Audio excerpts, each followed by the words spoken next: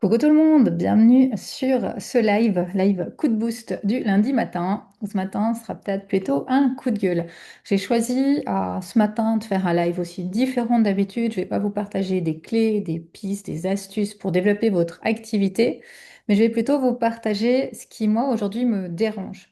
Me dérange dans le monde du coaching, dans le monde de l'accompagnement, ce que je vois spécialement sur Instagram, dans les publicités et qui pour moi vraiment m'érisse le poil, me dérange profondément et j'avais envie de pouvoir l'exprimer ici, de pouvoir avoir aussi vos partages, vos avis là-dessus.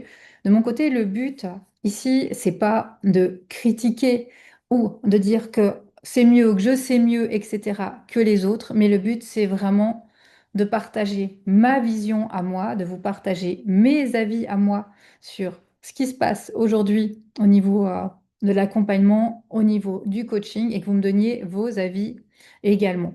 Mon intention ici, c'est vraiment d'aller questionner ce qui se passe et d'aller réfléchir là autour à où est-ce que nous, en tant que professionnels, on veut se situer au niveau de notre activité pour pouvoir avancer, pour pouvoir être aligné. Et que pour moi, ce qu'il y a actuellement dans certains accompagnements ou certaines façons de faire, je trouve que c'est clairement des dérives. Et pour moi, des dérives qui font du tort à nos accompagnements, à nous. Alors, je vais vous partager, moi, quelques éléments qui me dérangent. Donnez-moi vos avis. Première chose qui me dérange à moi, vous l'avez vu certainement dans les derniers posts, c'est l'utilisation de l'IA à certains égards. Parce que l'IA, elle a vraiment son point fort. Moi-même, je l'utilise pour créer certains contenus, pour créer certains visuels. Mais ce qui me dérange aujourd'hui, c'est cette uniformisation. Parce que pour moi, l'IA, elle est en train de tuer notre créativité.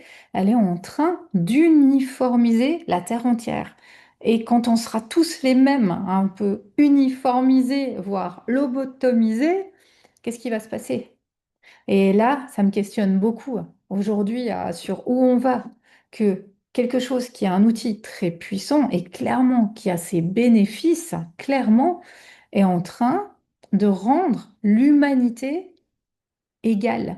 Un peu comme des moutons qui sont tous la même chose. Et c'est ce que je ressens. Oui, les visuels, ils sont super beaux, hein. Mais non. Il est où notre personal branding? Elle est où notre touche personnelle?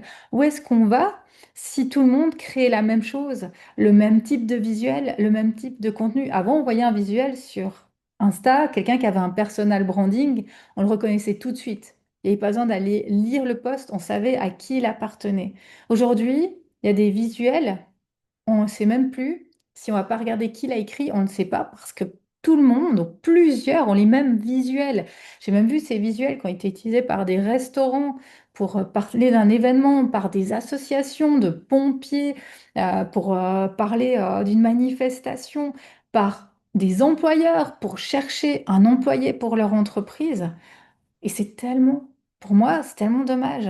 Parce que l'esthétique, oui, elle est importante, mais la personnalisation, la créativité, elle ne doit pas s'éteindre là derrière. Et c'est ce que je ressens aujourd'hui, que la créativité, elle est en train de mourir derrière cette personnalisation et cette esthétique. Et puis, l'autre chose qui me dérange avec l'intelligence artificielle, c'est de le mettre que si on ne l'utilise pas, on va mourir. Ça me dérange que oui, l'intelligence artificielle est un pilier aujourd'hui et qu'il va falloir se réinventer parce qu'elle ne peut pas répondre. Les choses vont changer, elle ne va pas répondre à tout, ça je suis d'accord, mais d'aller dire, d'aller aller sur ce levier de la peur, hein, comme toujours le levier de la peur qui est utilisé pour tout, hein, qui me dérange fortement aussi dans cet univers, de montrer que si on n'utilise pas ça, si on ne va pas avec l'intelligence artificielle, on va disparaître. Non, il y a un juste milieu à trouver. Et quand moi, j'entends des publicités qui viennent dire que c'est une intelligence artificielle qui nous parle et qui nous dit qu'elle va prendre notre place, qu'elle prend déjà notre place en faisant des appels, des publicités, qu'elle répond à nos messages, mais ça me dérange qu'une intelligence artificielle vienne me parler à moi. Et j'ai même écrit à un coach que j'aime beaucoup qui avait fait une pub comme ça et je lui dis, c'est tellement dommage que tu utilises ça. tes accompagnements, ils sont géniaux. Et moi, je préférerais te voir, toi, en train de présenter ton accompagnement et ta journée, que de voir une intelligence artificielle, une femme, et on le voit que c'est une intelligence artificielle qui nous parle, qui n'existe même pas et qui vient nous parler de tes accompagnements. Comment quelqu'un qui ne connaît pas tes accompagnements peut venir nous les présenter? Et vraiment, il était très touché que je lui ai envoyé ce message. Il a d'ailleurs changé cette communication, mais je trouve ça essentiel, essentiel. Pour moi, en tout cas, autant j'adore l'intelligence artificielle, je l'utilise constamment, autant je ne veux pas perdre mon identité, mon unicité, même si c'est plus moche que ce que fait l'intelligence artificielle, c'est moi tel que je suis et je ne veux pas perdre non plus ma façon de penser, de réfléchir. Je voyais des personnes qui mettaient qu'aujourd'hui, des personnes qui répondent à des messages avec l'intelligence artificielle, à des commentaires avec l'intelligence artificielle, qui envoient un message à leur maman ou à leur famille ou à des amis avec l'intelligence artificielle. Et ça, je veux pas parce qu'on est en train d'appauvrir notre cerveau et on est en train de se rendre esclave de ces technologies. Et là, il y a vraiment une grosse attention à mettre de comment je vais utiliser cette intelligence artificielle pour me servir dans mon activité, mais pour ne pas non plus me perdre là-dedans, perdre ma créativité, perdre ma façon de penser et se niveler. Parce que toute l'humanité va être nivelée la même chose. Et c'est horriblement triste, j'ai envie de dire, hein, qu'on soit tous des moutons. Donc pour moi, c'est mon premier coup de gueule. N'hésitez pas à me dire si vous ressentez aussi ça, comment vous voyez ça, vraiment de me le partager. Mon deuxième coup de gueule à moi, que je ne supporte pas, que je ne supporte plus, que je n'ai jamais supporté finalement, c'est cette façon de tout le temps vouloir aller afficher ses prix, son chiffre d'affaires partout, son Stripe avec les commissions qui tombent. L'autre jour, je voyais même une personne, une fille qui faisait un appel à son père pour dire qu'elle était fière d'avoir gagné tant par mois, de lui annoncer ça. C'est vraiment quelque chose, moi, qui me dérange.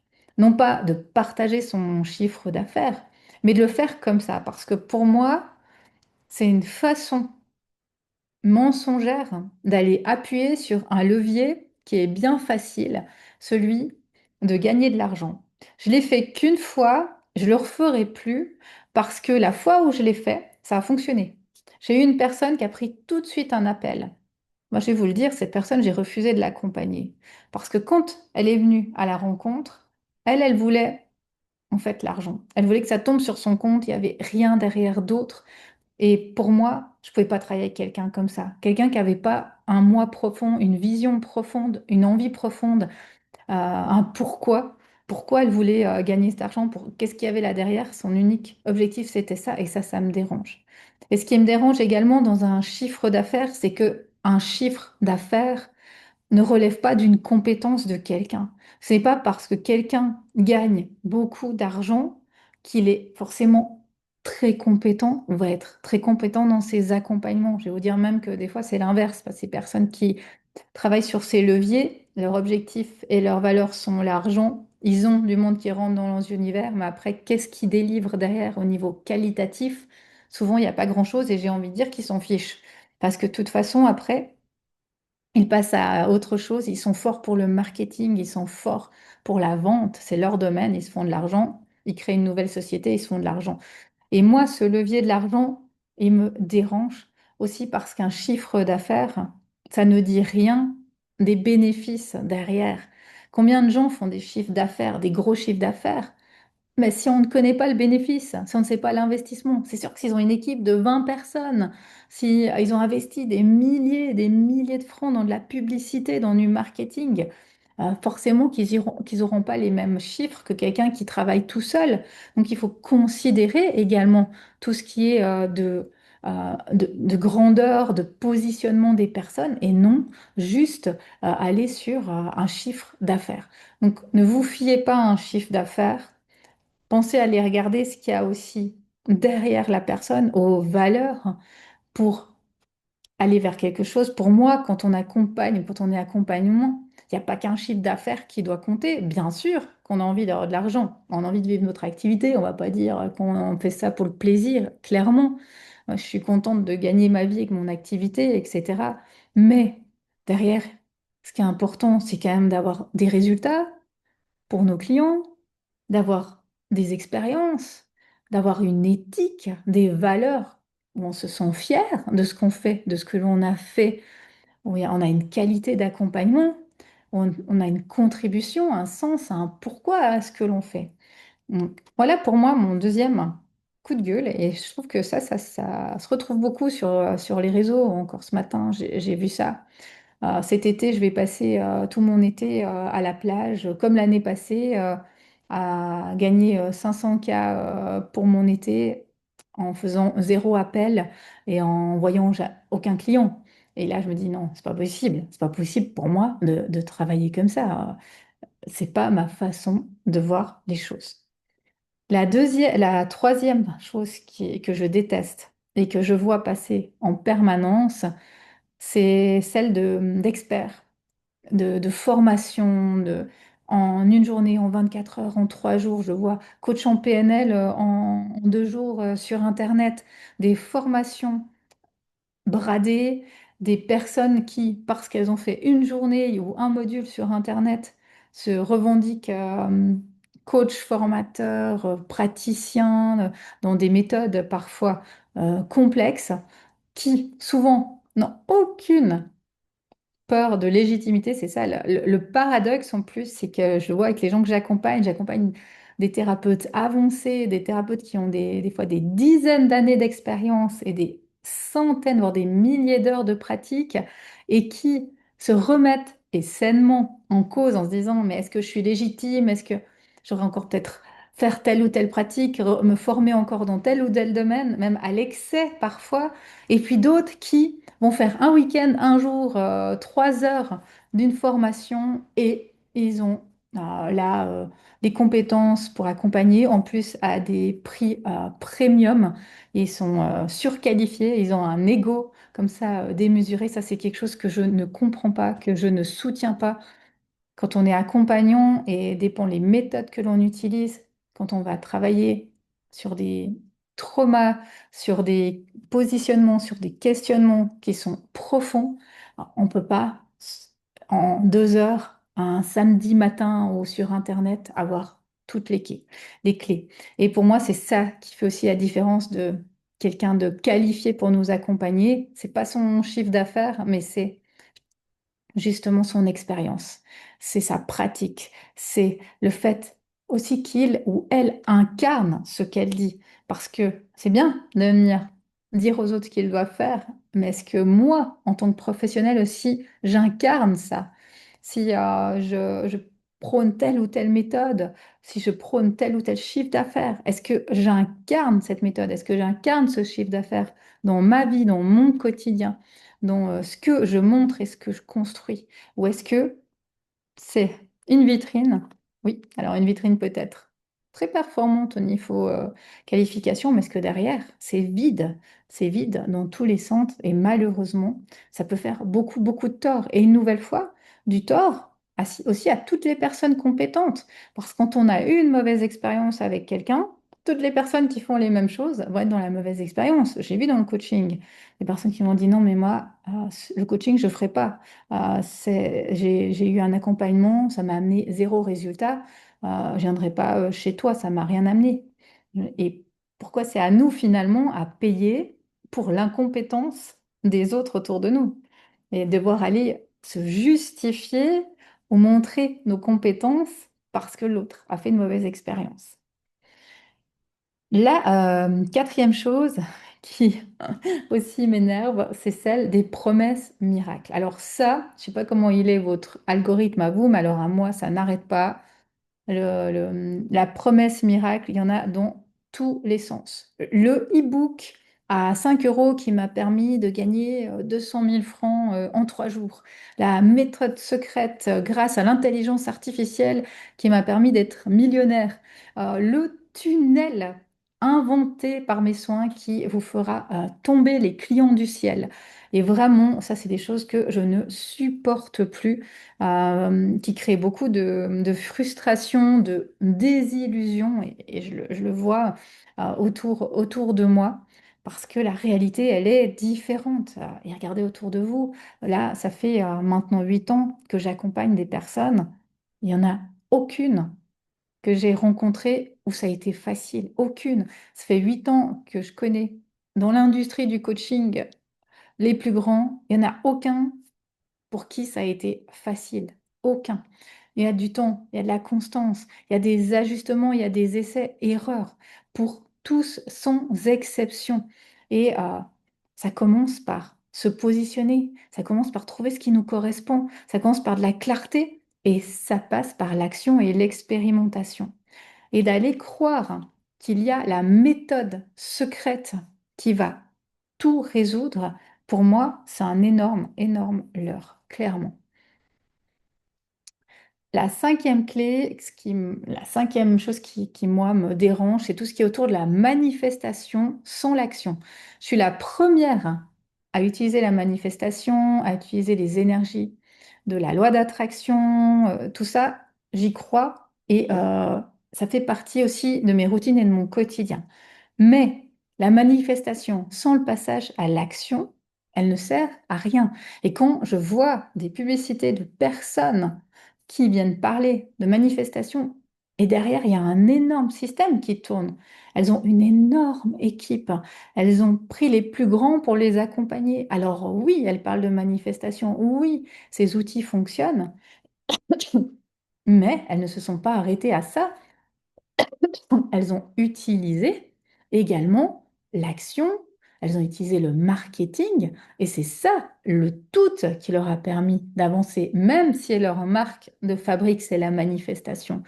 Et ça, je trouve que c'est important, important de le partager, que cette tendance à remodeler son subconscient, retravailler sur telle ou telle chose. Sans l'action, elle n'est pas possible. C'est un tout qui va avec ce que l'on met en place. Oui, il y a l'énergétique, oui, il y a ce travail en profondeur, mais sans les deux, on n'aura pas de clé. Donc, ne croyez pas que juste en allant dans des accompagnements énergétiques ou de manifestations, vous allez avoir des résultats sans le passage à l'action. Et ça, c'est important. Puis la dernière chose, et ça, je pense que c'est celle qui m'énerve le plus ou me touche le plus, c'est la disparition des relations humaines. Que tout passe par des machines, des robots, même sur des plateformes où, quand on fait des appels, maintenant, on n'a plus une personne, on a un robot qui répond à nos questions. Et au bout d'un moment, si vraiment il ne peut pas nous répondre, on a peut-être la chance d'avoir un humain qui nous réponde. Mais autrement, ça reste vraiment comme ça des robots. Et moi, quand je vois en plus des personnes qui se vantent de dire qu'elles n'ont plus parlé à un client depuis des mois, qu'elles ont tout automatisé, qu'elles ont juste à siroter un cocktail sur leur piscine, sur le bord de piscine à Bali, alors qu'elles sont accompagnantes au coach. Moi, ça me dérange profondément parce que je me pose la question de qu'est-ce qu'il y a derrière, pourquoi elles ont choisi leur activité. Je trouve ça triste parce que personnellement, moi, c'est la relation à l'humain qui fait que aujourd'hui, je fais ce que je fais, c'est ce que je préfère par-dessus tout. C'est cette relation à l'autre, aux autres, à vous, et de pouvoir avoir des humains qui sont là. Et je me verrai jamais faire de mon activité quelque chose d'uniquement en ligne ou de uniquement comme ça, à distance, ce ne serait pas du tout ma vision de l'accompagnement. Donc voilà, mais j'ai envie de dire, si coup de gueule du moment, n'hésitez pas à me partager les vôtres, n'hésitez pas à me partager vos avis. C'est toujours riche, c'est mon point de vue. N'hésitez pas non plus peut-être à confronter certains avis, je serais curieuse de vous lire. De mon côté, et ça j'ai envie de terminer avec ça, j'ai ma façon de voir les choses. J'ai ma façon de construire des choses, c'est clair que ça fait pas toujours rêver. Je vends pas du chiffre d'affaires, je vends pas du rêve, je vends pas des paillettes, du bling bling, des clients qui tombent du ciel, malheureusement. Mais moi, j'ai besoin de cette authenticité, de cette vérité. J'ai besoin de me regarder dans la glace et de me dire que je suis juste, que oui, je pourrais faire plus, mais que cette communication, je la ferai pas, parce que ce serait un manque de respect envers moi et envers vous tous de le faire. Donc pour moi, les piliers de mes accompagnements et ma vision, c'est de l'authenticité. L'authenticité avant tout. On n'a pas besoin de devenir quelqu'un d'autre pour réussir. On n'a pas besoin de modéliser quelqu'un pour réussir. On n'a pas besoin de le copier. On n'a pas besoin de jouer un rôle. On est parfait tel que l'on est, on est unique et c'est ça qui va nous démarquer, notre histoire, notre personnalité, nos zones de génie. Et ça, c'est un des piliers de mes accompagnements, d'aller vous aider à trouver ce qui vous différencie, ce qui vous rend unique. La deuxième chose, pour moi, c'est la personnalisation. Je crois vraiment qu'il n'y a pas de recette universelle. Quand je fais un accompagnement, je vais proposer quelque chose sur mesure à la personne qui vient vers moi. Il n'y a pas de méthode qui va fonctionner pour tout le monde. Chaque personne, elle est différente, chaque entreprise, elle est différente et chaque parcours est différent. Et pour moi, l'accompagnement doit tenir compte de cela. Je veux pas un accompagnement avec plein de monde. J'ai eu plein de mentors, de demandes qui m'ont dit, ah mais Christa, tu pourrais scaler ton accompagnement, tu pourrais faire des groupes pour avoir plus de monde, plus de chiffre d'affaires. Je ne veux pas de ça. Je veux garder mon éthique, mes valeurs, pouvoir avoir cette relation à l'autre et lui amener des clés qui soient 100% sur mesure pour lui ou pour elle et pas des méthodes toutes faites, sans tenir compte de sa réalité, de votre réalité. Ça, c'est quelque chose qui est essentiel pour moi. Ce qui est essentiel aussi pour moi, c'est qu'il y ait des ajustements. C'est que ce que l'on va mettre en place, ça va peut-être pas fonctionner du premier coup, ou peut-être pas autant bien fonctionner qu'on l'imaginait du premier coup. Mais on va les tester, on va les ajuster, on va les améliorer. Je vais prendre le temps de vous écouter, de recommencer s'il y a besoin, et c'est comme ça qu'il y aura des résultats, une étape après l'autre. Et je pense à ma cliente Valérie que j'ai accompagnée là dernièrement. On est à son troisième lancement. Chaque lancement, on a été à une étape supplémentaire. Au premier lancement, j'aurais pas pu lui demander de faire tout ce qu'elle a fait aujourd'hui. Le premier lancement, elle a fait son offre, elle a fait sa page de vente, elle a eu ses premières clientes, elle a été par étapes. Deuxième lancement, elle a créé une plateforme. Elle a ajouté ça à son lancement. Elle a osé faire une masterclass. Elle a ajouté ça à son lancement. Et maintenant, troisième lancement, elle a sa plateforme terminée. Elle a sa masterclass qui est prête, qu'elle a pu ajuster pour cette fois, et elle va mettre un défi en place. Donc, chaque lancement, elle ajuste, elle améliore, elle ajoute quelque chose, elle a un résultat en plus. Mais ça, c'est fait dans les mois, en voyant les clientes, en voyant sa confiance, en ayant, elle, d'autres compétences qui sont venues avec le temps. Donc, Al- allez par étapes. Ne baissez pas les bras au premier échec. Et c'est ça aussi que j'amène dans mes accompagnements. Pour moi, il y a l'expérience aussi. Avant la théorie. C'est vraiment important que ce que moi je vous partage, je l'ai vécu, que je l'incarne. Parce que ce que je vous dis ici, je le vis. Je sais comment ça se passe à un lancement. Je sais comment c'est de gagner, de vivre de son activité. Je le vis depuis 2022. Donc tout ce que je vous transmets, je suis passée par là, moi aussi. C'est pas des inventions, c'est pas des promesses en l'air. Et pour moi, c'est important que quand je choisis quelqu'un qui m'accompagne, cette personne, elle soit cohérente entre sa vie professionnelle et qui elle est. Qu'elle soit pas dans des promesses qu'elle-même n'incarne pas. Et puis, hein, eh ben, mon dernier point, c'est l'humain au centre. Pour moi, ce que j'aime, c'est l'humain, c'est accompagner. Pour moi, les personnes, vous n'êtes pas un produit, vous êtes des personnes uniques, vous êtes une rencontre, vous êtes une relation, vous êtes un lien. Alors, quand je vois des anciennes clientes, je me souviens de la première fois qu'elles sont venues, d'une phrase qu'elles m'ont dite, d'un rêve qu'elles avaient. Il y a une image de chacune qui reste ancrée pour moi et j'ai pas envie que vous deveniez un chiffre sur un algorithme. J'ai envie de créer de vraies relations, de partage, de rencontres, de présence. Et c'est ce qui fait que moi, je suis heureuse de me lever le matin, je suis heureuse de contribuer, de venir ici sur ce live ou de créer mes accompagnements aujourd'hui. Donc voilà ce que j'avais envie de vous partager aujourd'hui sur mes coups de gueule à moi, ma façon de voir l'accompagnement de mon côté à moi et vraiment vous lire également sur qu'est-ce qui vous dérange ou qu'est-ce qui vous plaît aujourd'hui au niveau de tout cela. Et si vous avez envie de rentrer dans mon univers, d'en savoir plus sur ma façon de travailler, n'hésitez pas. N'hésitez pas à prendre un appel avec moi de 30 minutes pour parler de votre situation, pour qu'on voie comment je peux vous aider ou à rejoindre le mastermind Alma, un magnifique cercle où on reprend tout cela ensemble, le lien qui est vraiment fort. Vous pouvez mettre en commentaire Go Alma pour avoir toutes les infos ou me contacter en message privé ou par le lien pour prendre un rendez-vous avec moi. Toute une belle journée et à tout bientôt. Bye bye tout le monde.